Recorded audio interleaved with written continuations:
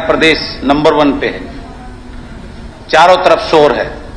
और जिस प्रकार से मंत्री जी ने विस्तार से बताया, मैं एक बात मानता हूं, पहले वो ठेकेदारी प्रथा थी, जो वो एक लूट थी अपने आप में, उसके साथ बहुत सारा शोषण होता था।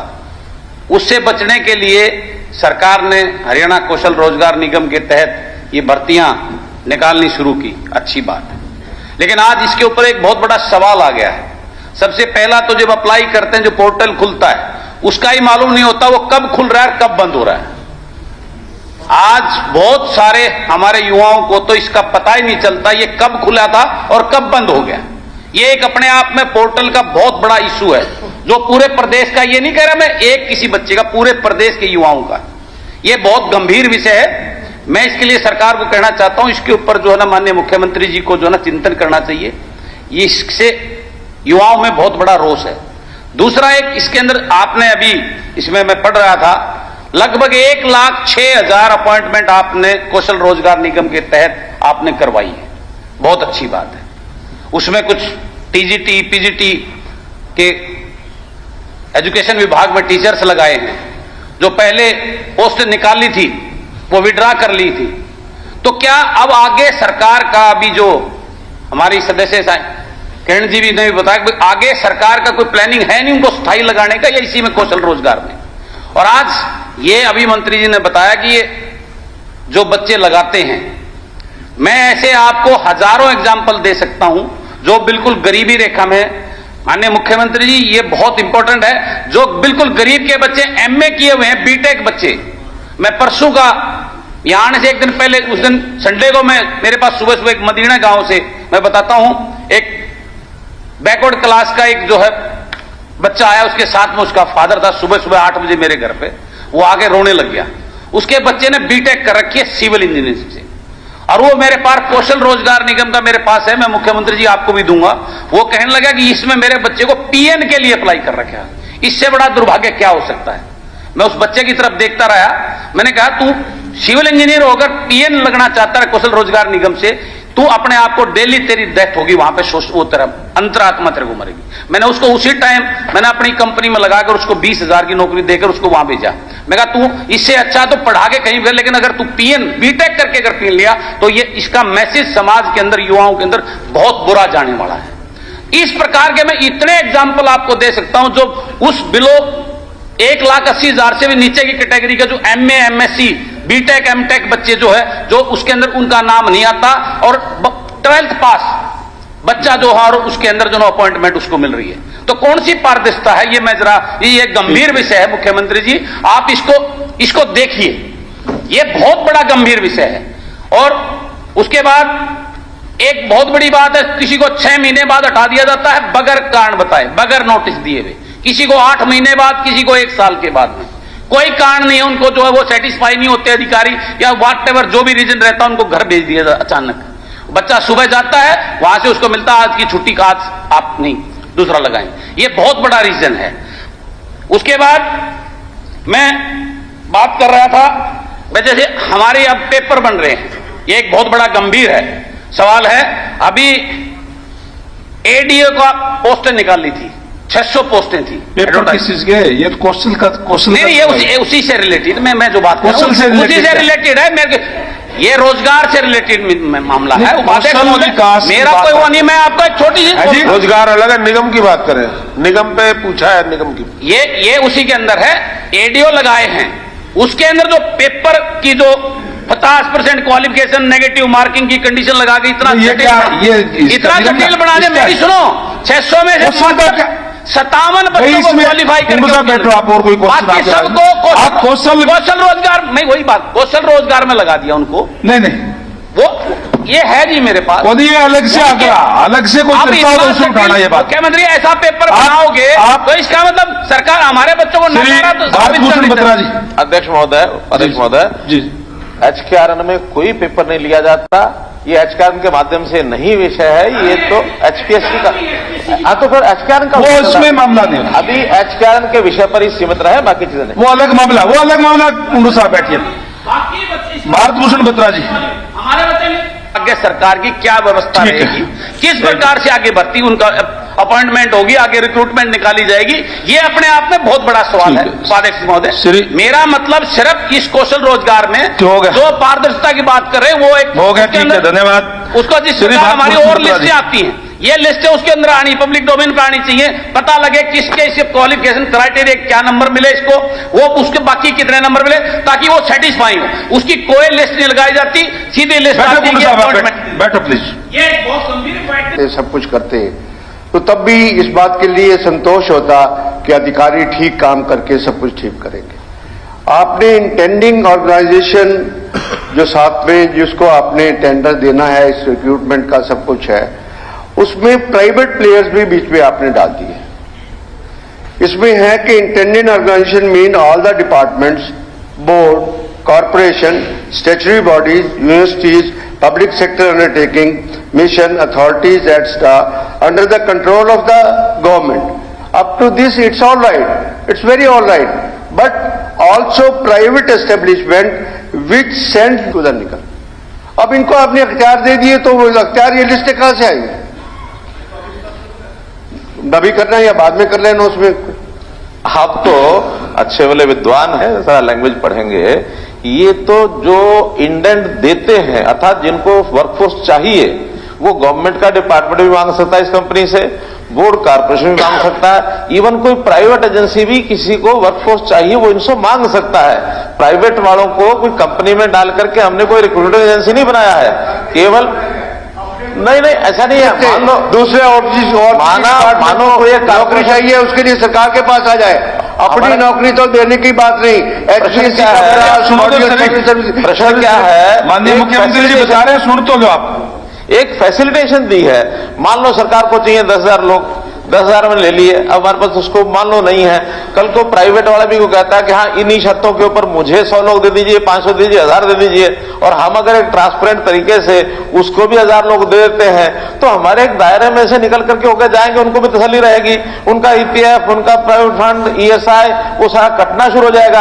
आज जो चीज प्राइवेट यानी ठेकेदारों के माध्यम से सारी चीजें चल रही थी, जिसका सरकार भी उपयोग करती थी, बोर्ड कॉर्पोरेशन उपयोग करते थे, यूनिवर्सिटी उपयोग करती थी, और प्राइवेट जो एंटरप्रेन्योर है, कोई फैक्ट्री वाला है, कोई कंपनी वाला है, वो भी वहीं से लेता था प्राइवेट वाले से। हमने एक सरकारी प्लेटफॉर्म दे दिया सबको। सरकारी प्लेटफॉर्म में अगर कोई लेता है, कल को हम एक ओवरसीज प्लेसमेंट सेल बना रहे हैं, सुनिए, हम ओवरसीज प्लेसमेंट सेल बना रहे हैं, जिसमें अभी तक तो सब प्राइवेट एजेंसी जो है विदेशों में नौजवानों को भेजती हैं और यहां से कबूतरबाजी होकर के दुनिया भर के इलीगल तरीके से भी जाते हैं, कितने ही केस बने हुए हैं। आज मान लो हम अगर सरकारी प्लेटफॉर्म दे देंगे जनता को कि भाई इसके माध्यम से आप जाओ, विदेश में नौकरी मिलती है, तो हम आपको फैसिलिटेट करते हैं, हम क्या गुनाह कर रहे हैं? हम एक एक्स्ट्रा प्लेटफॉर्म दे रहे हैं लोगों को, जनता को। हम कोई प्राइवेट लोगों के माध्यम से चयन करा रहे हैं ऐसा नहीं है। कंपनी जो है उस कंपनी में सारे जो गवर्नमेंट के अधिकारी हैं वही है, केवल प्राइवेट को फैसिलिटेशन दी है, भाई आपको भी आदमी चाहिए, हमारे पास लिस्ट है, हमारे पास लोगों ने अप्लाई किया है, सरकार को भी बाहर भी जहां जरूरत है नॉर्म्स वही रहेंगे जो उस कंपनी के हैं। गीता जी वो बत्रा जी बोल रहे हैं, क्या बताएंगे कि आज तक कितनी प्राइवेट ऑर्गेनाइजेशन ने आपके निगम के थ्रू लिस्ट एम्प्लॉयमेंट दी? बता दीजिए मंत्री जी बता दीजिए, आप ना बताएं कि कितने लोगों को आपने एम्प्लॉयमेंट दे दी है। ये चलो, सेकेंडली कि इस मेरिट लिस्ट को कौन डिसाइड करता है? जो है मैंने परफॉर्मा जो बनाया है, सारा कुछ बन रहा है, इस मेरिट लिस्ट को कौन डिसाइड करता है? उसके बाद ये था कि खानपुर भगत फूल सिंह मेडिकल कॉलेज के अंदर 32 एम्प्लॉइज वहां पर रहे, ऑलरेडी वहां पर वर्क कर रहे थे, और वहां पर आप प्राइवेट प्लेयर्स की बात की, वहां पर एक ठेकेदार ने निगम को लिस्ट दी और उनको अप्लाई कर दिया। आप कहते कि प्राइवेट प्लेयर्स नहीं है, आप कहते कि प्राइवेट प्लेयर्स का नाम ही नहीं है। अगर प्राइवेट प्लेयर्स का नाम नहीं है या जिनको आप एम्प्लॉय करने के लिए जो मेरिट आपके पास नाम रिकमेंड करते हैं तो बिल्कुल ठीक है। फिर प्राइवेट प्लेयर ने ये लिस्ट कैसे दे दी और निगम ने उनको अपॉइंटमेंट लेटर दे दी और उनको हटा दिया। वंस जो भी अपॉइंटमेंट ऑलरेडी हो रही है, नौकरी कर रहे हैं, उसको आप किस कैपेसिटी में हटा रहे हैं, इस बात का उत्तर चाहिए कि ये बहुत बड़ा स्कैंडल, और ये पिटीशन कमेटी के सामने भी मैटर आया है, and government has admitted that this fraud has been committed and inquiry should have been there, और इसका रिप्लाई भी आप दें, and FIR has been registered.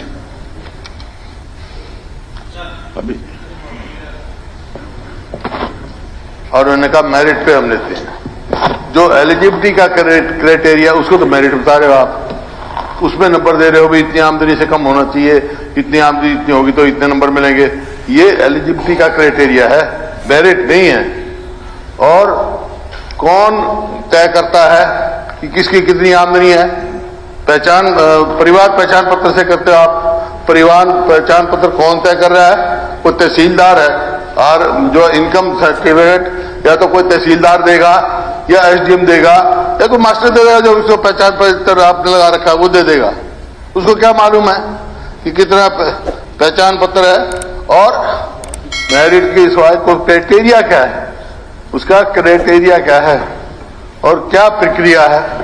HSSC है, HPCC है, हरियाणा पब्लिक सर्विस कमीशन है, उन्होंने टेस्ट लेते हैं, इंटरव्यू लेते हैं, मेरिट देखते हैं। इसमें कौन सी मेरिट देखी? कोई जो प्रक्रिया वो अडॉप्ट करे हुए हैं वो कोई करी है इसने? फिर अगर उसी हिसाब से करना तो उनको डिसॉल्व करो। SSB की और HSP हरियाणा पब्लिक सर्विस की जरूरत क्या है? ये एक खिलवाड़ है और इस बात को बिल्कुल हम वो नहीं करेंगे। ये भविष्य के साथ खिलवाड़। मैं आपको एक दिखाता हूं कितना तमाशा हो रहा है इसमें। स्पीकर सर, ये मेरा एक इसको श्रीमती सीमा देवी, ये रोजगार कौशल रोजगार के तहत भर्ती करी गई TGT, और 6/12 को भर्ती करी गई और 9/12 को निकाल दी गई। उसने मिठाई बांट दी, 9/12 को निकाल दिया क्योंकि अब रेगुलर यहां आ गई। तो ये क्यों खिलवाड़ कर रहे हो ऐसे बच्चों के भविष्य के साथ? ये खिलवाड़ है और ये एक चोर दरवाजा खोला गया है। सारे कॉन्ट्रैक्ट ना कोई क्राइटेरिया है, ना मेरिट है। क्राइटेरिया इनकम का कर दिया, ना इनकम सर्टिफिकेट कौन दे रहा है। इस किस्म की जो है खिलवाड़ मत करो इनके साथ कहीं भी। इसका जब ये बनाया था उस समय मुख्यमंत्री जी का बयान मैंने पढ़ा था, उसमें उन्होंने कहा था कि ये ठेका प्रथा खत्म करने के लिए है। ये ठेका प्रथा खत्म हो रही है, सरकार खुद ठेकेदार बन रही है। ठेका प्रथा 2 साल के लिए आप भर्ती कर रहे हो, 30,000 रुपए दे रहे हो, ना उसकी प्रमोशन है ना आगे कोई है, कच्चा ही रह जाएगा सारी उम्र। और कितने दिन रहेगा कच्ची नौकरी के लिए?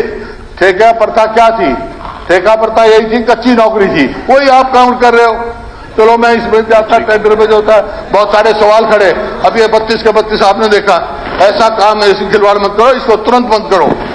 नहीं, मुख्यमंत्री जी हमारे इस बात को पूरा बोलने तो दो। अच्छा बोलो। आपने कहा कि ये ठेका प्रथा खत्म करेंगे और एक तरफ कहा आपने कि 25,000 हम भर्ती करेंगे इसमें अभी थोड़े दिन पहले। इसका मतलब ये 25,000 पोस्ट खत्म कर दोगे आप। जो 25,000 भर्ती करोगे तो 25,000 पोस्ट खत्म कर दोगे, यही मतलब हुआ ना? तो ऐसा काम क्यों कर रहे हो? 1,82,000 खाली जगह आपकी सीधी भर्ती करो। और कोई क्राइटेरिया पढ़े लिखे बच्चों को जो मतलब अफसर लग सकते हैं, आगे जा सकते हैं, उनको कम तनख्वाह में रखना एक उनके भविष्य के साथ खिलवाड़ है। ये हरियाणा के लोग बर्दाश्त करने वाले नहीं है। हम बिल्कुल इसको वो रिजेक्ट करते हैं। इसको तुरंत वापस किया जाए। ये खिलवाड़ कर रहे हो आप बच्चों के साथ। हो गया। मेरा नाम इसमें होते ही तो इतने सारे विधायकों को इस पर चर्चा करने की आवश्यकता नहीं थी। सर, पोर्टल हमेशा खुला ही नहीं होता। कभी उसमें कहा जाता है कि जिन्होंने किसी सरकारी कार्यालय में काम किया हुआ है वही पंजीकरण करा सकते हैं, दूसरे करा ही नहीं सकते। और सर, पारदर्शिता, ये तो विधायक रणधीर गोलन जी के बेटे ने इल्जाम लगाया है कि 49 लाख रुपए दिए और नौकरी नहीं लगी।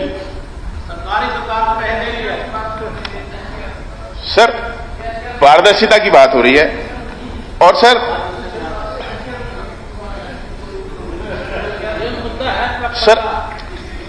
जवाब पे बताया गया कि HPSC और HSCC से भी अलग से भर्ती हो रही है। सर, अगर भर्ती हो रही है तो इतनी पोस्टें खाली क्यों हैं? और कितने स्पीकर सर, जिन्होंने पंजीकरण कराया और उन्हें नौकरी नहीं मिली, क्या उन्हें बेरोजगारी भत्ता मिल रहा है? लाखों लोग ऐसे हैं, पहले तो वो पंजीकरण नहीं करा पा रहे। जो पंजीकरण करा लेते हैं और नौकरी नहीं मिल रही, क्या उन्हें आप बेरोजगारी भत्ता दे रहे हैं? ये मेरा प्रश्न है सर। और दूसरा भी, कितनी भर्तियां HSCC के माध्यम से हुई हैं, वो तो बाईपास हो गया। पक्की नौकरी नहीं है। जो आदमी, जैसे अभी हुड्डा साहब ने भी कहा कि 6 दिन बाद निकाल दिया, किसी को 2 महीने बाद निकाल दिया, किसी को 6 महीने बाद निकाल दिया, उनका भविष्य क्या है? तो शोषण तो युवाओं का सर हो रहा है, यहां पे शोषण तो है, कहां जाएंगे वो? तो जो भर्ती HSSC HPSC के माध्यम से होनी चाहिए वो कौशल रोजगार के माध्यम से ना किया जाए, और इसके अंदर जो बताया गया कि पारदर्शिता नहीं है, उस पारदर्शिता को बढ़ाया जाए।